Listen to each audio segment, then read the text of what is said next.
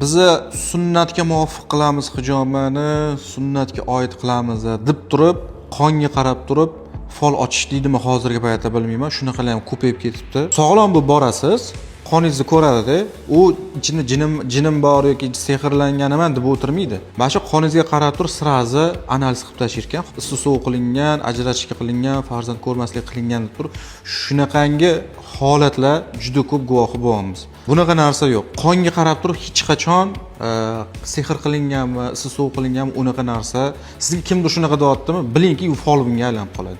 Chunki kelajakni aytayaptimi qonga qarab turib. Bu demak fol bunning ishi bo'lib qoladi. Ya'ni yolg'onchi inson bo'lib qoladi. Iloji bo'lsa bunaqa insonlarga ham qildirmanglar ham, bunaqa narsaga ishonib ham yurmanglar. Qonga qarab turib, qoni suyuqligi, quyuqligi, misol uchun har xil holatlarni bilish mumkin, lekin sehr qilingan emas.